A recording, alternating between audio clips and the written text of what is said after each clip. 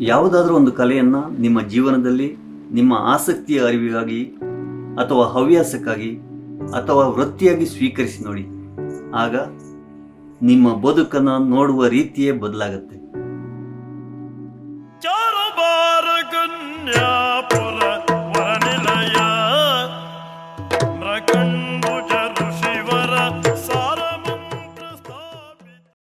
ನನ್ನ ಹೆಸರು ರಾಧಾಕೃಷ್ಣ ಉರಾಳ. ಹುಟ್ಟಿ ಬೆಳೆದದ್ದೆಲ್ಲ ಉಡುಪಿ ಜಿಲ್ಲೆಯ ಕೋಟದ ಒಂದು ಸಣ್ಣ ಗ್ರಾಮ ಹಂದಟ್ಟು. ಆ್ಯಕ್ಟಿಂಗ್ ಅನ್ನೋದು ನನಗೆ ಭಾಳ ಆಸಕ್ತಿಯ ವಿಷಯ. ಯಕ್ಷಗಾನ ಇರ್ಬೋದು, ನಾಟಕ ಇರ್ಬೋದು, ಅದರಲ್ಲೇ ತೊಡಗಿಕೊಂಡವನು. ಈ ನಟನೆ ಬಗ್ಗೆ ಆಸಕ್ತಿ ಬರೋದು ಕಾರಣ ಬಹುಶಃ ನನ್ನ ಬಾಲ್ಯದಲ್ಲಿ ನಾನು ಕಂಡಂಥ ಹಲವಾರು ರಂಗ ಪ್ರಕಾರಗಳು.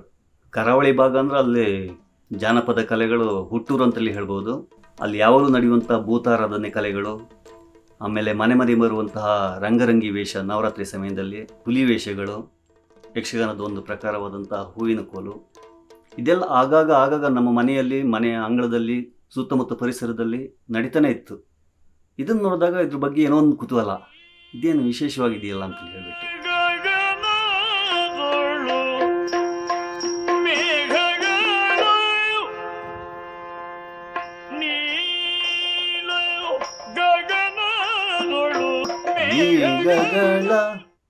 ಬಹುಶಃ ಈ ಹಾಡು ಕೇಳದಿದ್ದವರೇ ಇಲ್ಲ. ಯಕ್ಷಗಾನದೊಳಗೆ ಆವತ್ತಿನಿಂದ ಇವತ್ತಿನವರೆಗೂ ಪ್ರಸಿದ್ಧವಾದಂಥ ಹಾಡು ಒಂದಿದು. ಈ ಹಾಡನ್ನು ಕಣ್ಕೊಂಬಂದು ನನ್ನದೇ ಆದ ಸ್ಟೈಲೊಳಗೆ ಒಂದು ಕುಣಿತಾ ಇದ್ದೆ. ಅದು ಹೀಗೆ ಅನ್ನೋದು ಯಕ್ಷಗಾನದ ಯಾವುದೋ ಒಂದು ಗ್ರಾಮರ್ ಅನ್ನೋದು ಅದಕ್ಕೆ ಇರಲಿಲ್ಲ. ಈ ರೀತಿ ಕುಣಿದು ನೋಡ್ಕೊಂಡು ನಮ್ಮ ಪಕ್ಕದ ಮನೆಯವರೊಬ್ಬರು ಸೂರಪ್ಪಂದೆ ಅಂತ, ಯಕ್ಷಗಾನದ ಬಗ್ಗೆ ಭಾಳ ಆಸಕ್ತಿ ಅವರಿಗೆ. ಮಾಣಿ ಎಷ್ಟೆಲ್ಲ ಕುಣಿತ, ಇನ್ನೊಂದು ಯಕ್ಷಗಾನ ಕ್ಲಾಸ್ ಸೇರಿಸ್ಯಾ, ಒಳ್ಳೆ ಆಗ್ತಾ ಇದಕ್ಕೆ ಅಂತೇಳಿ ಹೇಳಿ ನನ್ನ ಯಕ್ಷಗಾನಕ್ಕೆ ಸೇರಿಸಿದ್ರು. ಶಾಲೆಯಲ್ಲಿ ಯಕ್ಷಗಾನ ಕಲ್ತ್ರ ಮೇಲೆ ನಾನು ಪ್ರಥಮವಾಗಿ ಮಾಡಿದಂಥದ್ದು ಭ್ರಮರ ಕುಂತಳೆ ವೇಷ. ಆ ಮಾಡೋ ಪೂರ್ವದಲ್ಲಿ ಅದು ಸ್ತ್ರೀವೇಷ ಅನ್ನೋದು ನಂಗೆ ಗೊತ್ತಿರಲಿಲ್ಲ. ಕೊಟ್ಟಂಥ ಡೈಲಾಗ್ಗಳನ್ನೆಲ್ಲ ಬೈಹರ್ಟ್ ಮಾಡಿದೆ. ಕುಣಿತಗಳನ್ನು ಹೇಳ್ಕೊಡ್ತಿದ್ರು, ವೀರವೇಷದ ಕುಣಿತಗಳದು. ಕೈಯೊಳಗೆ ಬಿಲ್ಲು ಬಾಣ ಕೂಡ ಕೊಟ್ಟಿದ್ರು. ಸೊ ಬಿಲ್ಲು ಬಾಣ ಇದ್ರ ಮೇಲೆ ಅದು ಪುರುಷನೇ ಇರಬೇಕು ಅಂತ ನನ್ನ ಖಾತ್ರಿ ಮನಸ್ಸಿನೊಳಗೆ. ಆದರೆ ಆಮೇಲೆ ಗೊತ್ತಾಯ್ತು ನಾನು ಮಾಡ್ತಾ ಇರೋ ಸ್ತ್ರೀವೇಷ ಅಂತೇಳಿ ಹೇಳ್ಬಿಟ್ಟು. ಅಯ್ಯೋ, ಹೆಣ್ಮಕ್ಳು ವೇಷ ಮಾಡೋದಾ, ನಾ ಮಾಡೋದಿಲ್ಲ ಅಂತ ನಾನು ಒಂದ್ಸಲ ಹೇಳಿದ್ದೆ. ಮಕ್ಕಳ ಮೇಳದಿಂದ ಆ ಪ್ರಸಂಗ ಅನ್ನೋದು ಕಾಂಪಿಟೇಷನ್ ಹೋಯಿತು. ಶಶಿಪ್ರಭು ಪರಿಣ್ಯದಲ್ಲಿರುವಂಥ ಭ್ರಮರ ಕುಂತಲೆಗೆ ಬಹುಮಾನ ಕೂಡ ಬಂತು. ಆ ಬಹುಮಾನ ಜೊತೆಗೆ ಜನ ಮೆಚ್ಚುಗೆ ಇದೆಲ್ಲ ಬಂದಾಗಲಿಗೆ ಪರವಾಗಿಲ್ಲ, ನಾನು ಸ್ತ್ರೀವೇಷ ಮಾಡ್ಬೋದು ಅನ್ನೋ ರೀತಿ ಒಂದು ಆತ್ಮವಿಶ್ವಾಸ ಬಂತು. ಮಕ್ಕಳ ಮೇಳ ಬಿಟ್ಟರ ಮೇಲೆ ಬೇರೆ ಸಂಘ ಸಂಸ್ಥೆಗಳಿಗೂ ಹೋದಾಗ ಕೂಡ ಸ್ತ್ರೀವೇಷಕ್ಕಾಗಿ ವಿಶೇಷವಾಗಿ ಕರಿತಾಯಿದ್ರು. ಜೊತೆಗೆ ಬೇರೆ ವೇಷಗಳನ್ನು ಮಾಡಿದಿದ್ರು, ಪುರುಷ ವೇಷ ಮಾಡಿದಿದ್ರು ಕೂಡ ನನ್ನ ಜೀವನದಲ್ಲಿ ಈವರೆಗೆ ಮಾಡಿದಂತಹ ವೇಷಗಳಲ್ಲಿ ಸ್ತ್ರೀವೇಷವೇ 80% ಭಾಗ ಆಗಿತ್ತು. ನನ್ನನ್ನು ಮುಟ್ಟುವುದಕ್ಕೆ, ಮಾತನಾಡಿಸುವುದಕ್ಕೆ ಯಾರಿಗೂ ಯಾಕೆ ಧೈರ್ಯವಿಲ್ಲ ಅಲ್ಲ, ಅವರ ಬಗ್ಗೆ ಅವರಿಗೆ ಒಂದು ಆತ್ಮವಿಶ್ವಾಸ ಇಲ್ಲ, ಅವರೇ ಪುಣ್ಯ ಪುರುಷನಲ್ಲ ಎನ್ನುವಂತಹ ಅನುಮಾನ ಅವರಿಗೆ ಕಾಡಿದ್ದಿರ್ಬೇಕು. ಈ ಸಂದರ್ಭದಲ್ಲಿ ನೀನಾದರೂ ಬಂದು ನನ್ನನ್ನ ಕೇಳಿದೆಯಲ್ಲ, ಅಲ್ಲಿಯೇ ನಿನ್ನ ಕೊರಗೆ ತಾಯಿ, ನನ್ನ ಮನಸ್ಸಿನ ನೋವುಗಳನ್ನೆಲ್ಲ ಮನಸಾರೆ ಹಂಚಿಕೊಂಡಿದ್ದೇನೆ. ಮನಸ್ಸು ನಿರಾಳವಾಗಿದೆ. ಸ್ತ್ರೀವೇಷ ಮಾಡೋದು ನಿಜವಾಗಿಯೂ ಒಂದು ಚಾಲೆಂಜಿಂಗ್ ವಿಷಯ ಅಂತ ನಾನು ಭಾವಿಸ್ತೀನಿ. ಯಾಕಂದರೆ ಮೊದಲಾಗಿ ನೋಡುವಾಗ ಅದು ಹೆಣ್ಣಾಗಿ ಕಾಣಿಸ್ಬೇಕು. ಸುಮ್ಮನೆ ವೇಷ ಹಾಕೊಂಡು ಬಂದ ತಕ್ಷಣ ಅದು ಹೆಣ್ಣಾಗಿ ಕಾಣಿಸೋದಕ್ಕೆ ಸಾಧ್ಯ ಇಲ್ಲ. ಫಸ್ಟ್ ಥಿಂಗ್ ಅಪಿರೆನ್ಸ್, ಆಹಾರ ಅನ್ನೋದು ಬಹಳ ಇಂಪಾರ್ಟೆಂಟ್ ಆಗಿರುತ್ತೆ. ನೀವು ಮುಖವರ್ಣಿಕೆ ಮಾಡ್ಕೊಳ್ಳೋದು, ಹುಬ್ಬು, ಕಣ್ಣುಗಳು ತೀಡ್ಕೊಳ್ಳೋದು, ಪ್ರತಿಯೊಂದು ಭಾಗದಲ್ಲಿ ಹೆಣ್ತನ ಕಾಣಿಸ್ಬೇಕು. ಅದು ವೇಷಗಾರಿಕೆ ಅಲ್ಲಿಗೆ ಸೀಮಿತ ಆಗೋದಿಲ್ಲ. ವೇಷ ಏನೋ ಓಕೆ, ನೋಡೋದಕ್ಕೆ ಸುಂದರವಾಗಿದ್ದರೆ ಸಾಕಾಗೋದಿಲ್ಲ. ನಡೆಯುವ ಸ್ಟೈಲಲ್ಲಿ, ಬಳುಕುವ ಸ್ಟೈಲಲ್ಲಾಗಲಿ ಅಥವಾ ಮಾತನಾಡುವ ಧಾಟಿ ಆಗಲಿ ಪ್ರತಿಯೊಂದು ಕಡೆಯೂ ಹೆಣ್ತನ ಕಾಣಿಸ್ಬೇಕು. ಇಲ್ಲಾಂದರೆ ಅದೇನೋ ಮಿಸ್ ಮ್ಯಾಚ್ ಆಗಿ ಕಾಣಿಸುತ್ತೆ, ಒಪ್ಕೊಳ್ಳೋಕ್ಕಾಗಲ್ಲ ಪ್ರೇಕ್ಷಕರಿಗೆ. ಸೊ ಅದೆಲ್ಲವನ್ನು ಕೊಡಬೇಕಂದ್ರೆ ನಾವು ಹೆಣ್ಮಕ್ಳು ಹೇಗೆ ನಡಿಬೋದು, ಯಾವ ರೀತಿ ಮಾತಾಡ್ತಾರೆ, ಮಾತಾಡುವಾಗ ಅವ್ರು ನುಲಿಯೋ ಸ್ಟೈಲ್ಗಳು ಏನಿರುತ್ತೆ ಅದೆಲ್ಲವನ್ನು ಅಬ್ಸರ್ವ್ ಮಾಡಬೇಕಾಗತ್ತೆ. ಆಮೇಲೆ ಎಲ್ಲ ಹೆಣ್ಮಕ್ಳ ಪಾತ್ರಗಳು ಒಂದೇ ಥರ ಇರೋದಿಲ್ಲ. ಒಂದು ಗರತಿ ಪಾತ್ರ ಇರುತ್ತೆ, ಇನ್ನೊಂದು ತುಂಬ ಗಯ್ಯಾಳಿ ಪಾತ್ರ ಇರುತ್ತೆ, ಇನ್ನೊಂದು ಏನು ಚೆಲ್ಲಾಗಿ ಓಡಾಡೋ ಹೆಣ್ಮಕ್ಳು ಇರ್ತಾರೆ. ಸೊ ಈ ಥರದ್ದು ಎಲ್ಲ ಹೆಣ್ಮಕ್ಳನ್ನು ನೋಡ್ಬೇಕಾಗತ್ತೆ. ನಾವು ಎಲ್ಲರ ಜೊತೆಗೂ ಅವ್ರು ಮಾತಾಡೋದನ್ನ ಅಬ್ಸರ್ವ್ ಮಾಡಬೇಕಾಗತ್ತೆ. ಏನಪ್ಪ ಇವನು ಹೀಗೆ ಕಾಣ್ತಾನೆ ಅಂತಲೇ ತಿಳ್ಕೊಂಡಿರ್ಬೋದು ಕೆಲವರು. ಆದರೆ ಅಬ್ಸರ್ವೇಷನ್ ಇದ್ದರೆ ಮಾತ್ರ ಅದನ್ನು ನಮ್ಮಲ್ಲಿ ಅಡಾಪ್ಟ್ ಮಾಡ್ಕೊಳ್ಳೋಕೆ ಸಾಧ್ಯ ಆಗುತ್ತೆ.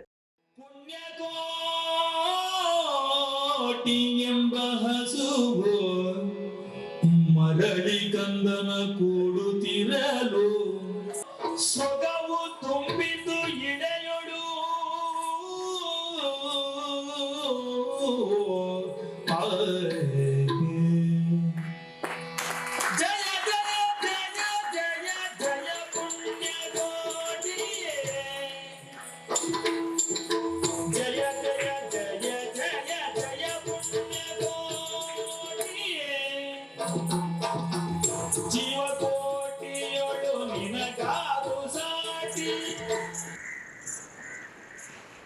ಇವತ್ತು ನಾನು ಯಕ್ಷಗಾನದೊಳಗೆ ಜೀವನ ಮಾಡ್ತಾ ಇದ್ದಿರ್ಬೋದು, ಆದರೆ ಇಲ್ಲಿವರೆಗೆ ಮುಟ್ಟೋದಕ್ಕೆ ಬಂದಂಥ ದಾರಿ ಇತ್ತಲ್ಲ ಭಾಳ ಕಷ್ಟದಾಯಕವಾದಂಥದ್ದು. ಓದೋ ಟೈಮಲ್ಲಿ ಹೇಳ್ತಾಯಿದ್ರು, ಏನು ಯಕ್ಷಗಾನ ಮಾಡ್ಕೊಂಡೇ ಇರ್ತೀಯ, ಯಕ್ಷಗಾನ ಮಾಡಿದ್ರೆ ಹೊಟ್ಟೆಯನ್ನು ತುಂಬುವುದಿಲ್ಲ, 4 ಜನ ನೋಡ್ತರು, ಕೈ ತಟ್ರು, ಲೈಕ್ ಇತ್ತಮ್ಮ, ಲೈಕ್ ಮಾಡ್ತಾ ಮಾಡಿ ಅಂತಾರೆ, ಕಡೆ ಮನೆಗೆ ಹೋತ್ರ ಅಷ್ಟೇ.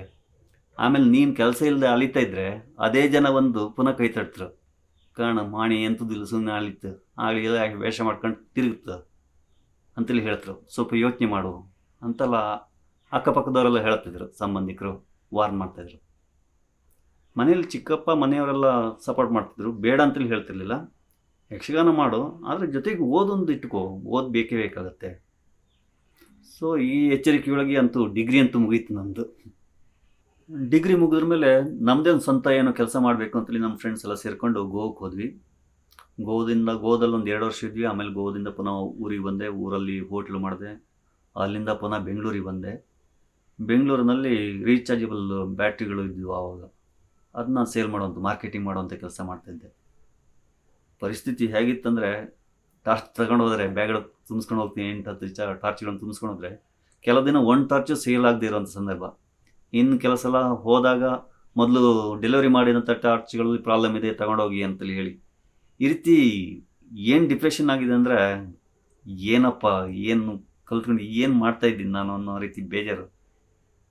ಎಲ್ಲೋ ಒಂದು ಕಡೆ ಯಾವ ಕೆಲಸಕ್ಕೂ ನಾಲಾಯಕ ನಾನು ಅನ್ನೋ ರೀತಿ ಮನಸ್ಸಿಗೆ ಬೇಜಾರಾಗಿಬಿಟ್ಟಿತ್ತು.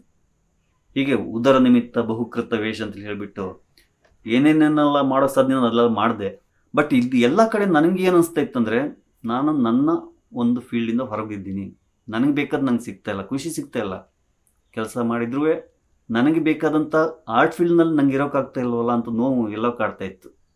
ಯಕ್ಷಗಾನ ಬೇಕು ನನಗೆ, ಅದರಲ್ಲಿ ಏನು ಮಾಡೋಕ್ಕೆ ಸಾಧ್ಯನೋ ಮಾಡಬೇಕು ಅನ್ನೋದು ಒಳಗಿಂದ ತುಡಿತಾ ಇತ್ತು. ಯಕ್ಷಗಾನದಲ್ಲಿ ಬೆಂಗಳೂರಿನಲ್ಲಿ ಬಹಳ ಸಕ್ರಿಯವಾಗಿರುವಂಥ ತಂಡ ಅಂದರೆ ಯಕ್ಷದೇಗುಲ. ನಾನು ಕಾರ್ಪೊರೇಟ್ ಸಿಸ್ಟಮ್ಸ್ನಲ್ಲಿ ಕೆಲಸ ಮಾಡ್ತಿರೋ ಸಂದರ್ಭದಲ್ಲಿ ಗೌರ್ಮೆಂಟ್ ಗ್ರ್ಯಾಂಟ್ಸ್ಗಳು ಯಕ್ಷದೇಗುಲಕ್ಕೆ ಬರ್ತಾ ಇರೋ ಕಾರಣದಿಂದ ಪರ್ಮನೆಂಟ್ ಆರ್ಟಿಸ್ಟ್ ಆಗಿ ಬರ್ತೀಯಾ ಅಂತ ಕೇಳಿದ್ರು. ಅದಕ್ಕಿಂತ ಹೆಚ್ಚಿನ ಒಂದು ಅವಕಾಶ ಮತ್ತೆ ಯಾವುದಿದೆ, ನನಗೆ ಇಂಟ್ರೆಸ್ಟ್ ಇರುವಂಥದ್ದು. ಇಮಿಡಿಯೇಟ್ ಸೇರ್ಕೊಂಬಿಟ್ಟೆ. ಬಹುಶಃ ನನ್ನ ಕಲಾ ಜೀವನದ 2ನೇ ಪ್ರಮುಖ ಘಟ್ಟ ಆರಂಭಗೊಂಡದ್ದು ಯಕ್ಷದೇಗುಲದ ಒಂದು ಒಡನಾಟದಿಂದ. ಯಕ್ಷದೇಗುಲದಲ್ಲಿದ್ದಾಗ ಸುಮಾರು ಯಕ್ಷಗಾನದ ವಿಭಿನ್ನ ಪಾತ್ರಗಳನ್ನು ಮಾಡಿದೆ.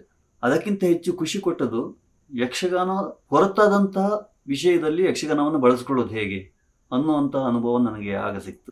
ಉದಾಹರಣೆಗೆ ಆಗ ನಾನು ಮಾಡಿದಂಥ ಪರಿಭ್ರಮಣ ಅನ್ನುವಂಥ ಶಾರ್ಟ್ ಮೂವಿ, ಹಿಂದಿ ಭಾಷೆದು ಯಕ್ಷಗಾನ ಕಲಾವಿದವನ್ನ ಕುರಿತಾಗಿ ಬಂದಂಥ ಒಂದು ಮೂವಿ ಅದು. और तुम क्या बने हो? मैं तो सुधनवा बना हूँ। कुछ करके बताओ।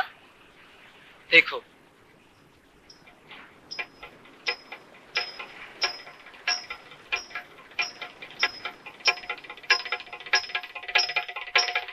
ಎರಡು 2003 ಮತ್ತು 2004ರಲ್ಲಿ ಓರಿಯೆಂಟೇಷನ್ಸ್ ಎನ್ನುವಂಥ ನಾಟಕ ಲಂಡನ್ನಲ್ಲಿ ನಡೀತು. ಅಲ್ಲಿಯೂ ಕೂಡ ಯಕ್ಷಗಾನವನ್ನು ಬಳಸ್ಕೊಂಡು ಆ ನಾಟಕವನ್ನು ಸಿದ್ಧ ಮಾಡಿದ್ವಿ.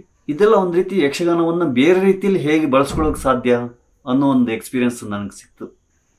ಯಕ್ಷಗಾನ ಅಂದರೆ ಬರೇ ಪೌರಾಣಿಕ ಪ್ರಸಂಗಗಳು, ರಾಮಾಯಣ ಮಹಾಭಾರತ ಇದರದ್ದೇ ಕಥೆಗಳು ಅನ್ನೋದು ಎಲ್ಲರ ಕಲ್ಪನೆ. ಆದರೆ ಅಷ್ಟಕ್ಕೆ ಸೀಮಿತ ಅಲ್ಲ.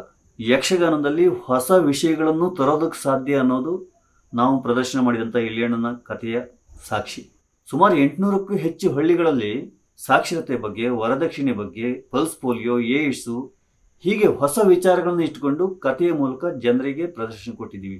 ಆ ಪ್ರದರ್ಶನ ಎಷ್ಟು ಪರಿಣಾಮಕಾರಿ ಅಂದರೆ, ಪ್ರದರ್ಶನ ಆದ ಮೇಲೂ ಕೂಡ ಆಡಿಯನ್ಸ್ ಬಂದು ನಮ್ಮನ್ನು ಕೇಳ್ತಾ ಇದ್ರು. ಯಕ್ಷಗಾನ ಗೊತ್ತಿಲ್ಲದಿರೋ ಆಡಿಯನ್ಸಿಗೆ ಎಷ್ಟು ಮಟ್ಟಿಗೆ ಆ ಕತೆ ರೀಚ್ ಆಗುತ್ತಂದರೆ ಯಕ್ಷಗಾನದ ಒಂದು ಶಕ್ತಿ ಏನಂತ ತಿಳ್ಕೊಬೋದು. ನನಗೆ ಯಕ್ಷಗಾನ ಎಷ್ಟಿಷ್ಟವೋ ಹಾಗೆ ಇತರ ಕಲೆಗಳು ಕೂಡ ಬಹಳ ಇಷ್ಟ. ಯಕ್ಷಗಾನಕ್ಕೆ ಪೂರಕವಾದಂಥ ಅಂಶಗಳು ಯಾವ ಕಲೆಗಳು ಸಿಕ್ಕಿದ್ರು ತಗೊಳ್ಳೋದಂತೂ ನನಗೆ ಭಾಳ ಇಷ್ಟ. ಅದು ತಗೊಳ್ತಾ ಇದ್ದೆ ಕೂಡ. ಅದೇ ಕಾರಣದಿಂದ ನಾನು ನಾಟಕ MA ಕೂಡ ಮಾಡೋಕ್ಕೆ ಶುರು ಮಾಡಿದೆ. ಅದಾದ ಮೇಲೆ ಯಕ್ಷಗಾನ ಹಾಗೂ ದಕ್ಷಿಣ ಭಾರತದ ಶಾಸ್ತ್ರೀಯ ನೃತ್ಯ ಪ್ರಕಾರಗಳಲ್ಲಿ ಅಭಿನಯ ಕುರಿತಾದಂಥ ಸಂಶೋಧನೆಯನ್ನು ಆರಂಭಿಸಿದೆ. ಅದ್ರ ಜೊತೆಗೆ ನನ್ನದೇ ಒಂದು ಅಭಿವ್ಯಕ್ತಿ ಇದೆ, ಅದನ್ನು ತರೋದಕ್ಕೋಸ್ಕರ ಒಂದು ಸ್ವತಂತ್ರವಾದ ಒಂದು ಸಂಸ್ಥೆ ಬೇಕು ಅಂತಲೇ ಅನಿಸೋ ಶುರುವಾಯಿತು. ಆ ಕಾರಣದಿಂದ ನಾನು ಕಲಾಕದಂಬ ಅನ್ನೋ ಸಂಸ್ಥೆಯನ್ನು ಹುಟ್ಟಾಕಿದೆ. ನಮ್ಮ ಕಲಾಕದಂಬ ಸಂಸ್ಥೆಯ ಮುಖ್ಯ ಉದ್ದೇಶ ಏನಂದರೆ, ಹೊಸ ಪೀಳಿಗೆಗೆ ನಮ್ಮ ಕಲೆಯನ್ನು ಪರಿಚಯಿಸುವಂಥದ್ದು. ಮರೆಯಾಗ್ತಿರುವಂತಹ ಜಾನಪದ ಕಲೆಗಳಿರ್ಬೋದು, ಯಕ್ಷಗಾನ ಇರ್ಬೋದು, ಯಾವುದೇ ಕಲೆಯ ಬಗ್ಗೆ ಅವರಿಗೆ ಅಭಿರುಚಿಯನ್ನು ಮೂಡಿಸಿ ಅವರು ಆ ಕಲೆಯಲ್ಲಿ ಮುಂದುವರಿಬೇಕಾಗಿಲ್ಲ, ಒಳ್ಳೆಯ ಪ್ರೇಕ್ಷಕನಾಗಿ ಅದನ್ನು ಆಸ್ವಾದಿಸೋದನ್ನು ಕಲ್ತ್ಕೊಂಡ್ರೆ ಸಾಕು. ಇನ್ನು ಶಾಲೆಗಳಲ್ಲಿ ಯಕ್ಷಗಾನವನ್ನು, ಇತರ ಜಾನಪದ ಕಲೆಗಳನ್ನು ಒಂದು ಪಠ್ಯವಾಗಿ ಹೇಳ್ಕೊಡುವಂತಹದ್ದು, ಜೊತೆಗೆ ಮಕ್ಕಳಿಗಿರುವಂತಹ ಪಾಠವನ್ನು ಯಕ್ಷಗಾನ ಪ್ರಸಂಗದ ಮೂಲಕ ಬಹಳ ಸರಳವಾಗಿ ಬೇಗ ತಿಳಿದುಕೊಳ್ಳುವ ಹಾಗೆ. ಯಾಕಂದರೆ ಓದಿನ ಮಾಧ್ಯಮಕ್ಕಿಂತ ದೃಶ್ಯ ಮಾಧ್ಯಮ ಅನ್ನೋದು ಬಹಳ ನೆನಪಿನಲ್ಲಿ ಉಳಿಯುವಂಥದ್ದು. ಅದು ಕೇವಲ ಕನ್ನಡ ಸಬ್ಜೆಕ್ಟಿಗೆ ಸಂಬಂಧಪಟ್ಟ ಹಾಗಲ್ಲ, ಬೇರೆ ಸೈನ್ಸ್ ಕೂಡ ಯಕ್ಷಗಾನ ಮೂಲಕ ತರೋಕೆ ಸಾಧ್ಯವ ಅಂತ ಪ್ರಯೋಗ ಮಾಡಿ ನೋಡಬೇಕು, ಅಥವಾ ನಾಟಕದ ಮೂಲಕ ತರೋದಕ್ಕೆ ಸಾಧ್ಯ ಅನ್ನೋ ಪ್ರಯೋಗಗಳನ್ನು ಮಾಡಬೇಕು ಅನ್ನೋದು. ಜೊತೆಗೆ ಯಕ್ಷಗಾನಕ್ಕೆ ಹೊರತಾದಂಥವರು ಕೂಡ ಯಕ್ಷಗಾನದಲ್ಲಿ ಪಾಲ್ಗೊಳ್ಬೇಕು. ಅವರು ಪ್ರೇಕ್ಷಕರಾಗಿ ಪಾಲ್ಗೊಳ್ಬಹುದು ಅಥವಾ ಕಲಾವಿದರಾಗಿ ಪಾಲ್ಗೊಳ್ಬಹುದು. ಈ ರೀತಿ ಬೇರೆ ಬೇರೆಯವರನ್ನ ಯಕ್ಷಗಾನಕ್ಕೆ ತರಬೇಕು ಅನ್ನೋದು ನಮ್ಮ ಸಂಸ್ಥೆಯ ಮುಖ್ಯ ಉದ್ದೇಶ ಆಗಿದೆ. ಯಕ್ಷಗಾನ ಅನ್ನೋದು ಹಲವು ಘಟ್ಟದಲ್ಲಿ ಹಲವಷ್ಟು ಬದಲಾವಣೆಯನ್ನು ಕಂಡಿದೆ. ಆ ಬದಲಾವಣೆಗಳನ್ನು ಗುರುತಿಸುವಂತಹ, ಅದನ್ನು ದಾಖಲಿಸುವಂತಹ ಕೆಲಸಗಳನ್ನು ನಾವು ನಮ್ಮ ಸಂಸ್ಥೆ ಮೂಲಕ ಮಾಡಬೇಕಂತ ಅಂದ್ಕೊಂಡಿದ್ದೆ. ಅದು ವೇಷಭೂಷಣದ ಕ್ರಮದಲ್ಲಿರ್ಬೋದು, ಮೊದಲು ಬಳಸ್ತಿದ್ದಂತಹ ಹುಲ್ ಜಡೆಗಳು ಈಗ ಇಲ್ಲ, ಕೇದಿಗೆ ಮೇಲೆ ಕಟ್ಟುವಾಗ ಆ ರೀತಿಯ ಬದಲಾವಣೆಗಳು, ಪ್ರದರ್ಶನಗಳಲ್ಲಿ ಆದಂತಹ ವ್ಯತ್ಯಾಸಗಳು, ಅಲ್ಲಿನ ವಿಡಿಯೋಗಳು ಆಡಿಯೋಗಳನ್ನು ಸಂಗ್ರಹಿಸಿ ಇಡುವಂತಹದ್ದು, ಆಮೇಲೆ ಯಕ್ಷಗಾನ ಸಂಬಂಧಪಟ್ಟಂತಹ ಪುಸ್ತಕಗಳನ್ನು ಸಂಗ್ರಹಿಸಿ ಇಡುವಂಥದ್ದು.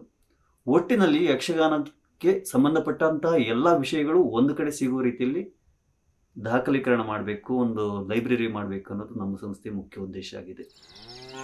ಪುಟ್ಟ, ಮತ್ತೆ ನೀವು ಒಳ್ಳೆ ವಿಚಿತ್ರ ಮಾರ್ಯಾರೆ. ಆಚೀಚೆ ಕೇರಿಯೊಳಗೆ ಯಾರು ಕರೆದ್ರು ಆರ್ಸಿ ಅಳ್ದು ಹೋತಿಲ್ಲ. ಆದ್ರೆ ನಮ್ಮನಿಗೆ ಮಾತ್ರ ಎಷ್ಟೊತ್ತಿಗೆ ಕರೆದ್ರು ಬೇಜಾರಿಲ್ದೆ ಬತ್ರಿಯಲ್ಲೇ ಎಂತಕ್ಕಂತ ಹೇಳಿ. ಅದು ನಿನ್ನ ಹತ್ತಿರಣ ಮಗ. ಅತ್ತಿ ಅಚ್ಚಯ್ಯನ ಹೆಂಡ್ತಿ. ನೀ ಕಾಣಲಿಲ್ಲ ಬಿಡ, ನೀ ಬಪ್ರೊಳಗೆ ಹೋಯತ್ತು. ಪುಣ್ಯ ಅದ್ಗಿತ್ತಿ. ಕಲಾ ಜಗತ್ತೇ ನನ್ನ ಜಗತ್ತು. ಬೇರೆ ಯಾವುದೇ ಕೆಲಸಕ್ಕೆ ಸೇರಿದಿದ್ರೂ ಹೇಗಿರ್ತಿತ್ತೋ ಗೊತ್ತಿಲ್ಲ. ಆದರೆ ಇಲ್ಲಿ ಪ್ರತಿದಿನ ಹೊಸ ಪ್ರೇಕ್ಷಕರು, ಹೊಸ ಸವಾಲುಗಳನ್ನು ಎದುರಿಸಲು ಸಿಗುವಂಥ ಖುಷಿ ಖಂಡಿತ ಸಿಗ್ತಾ ಇರಲಿಲ್ಲ.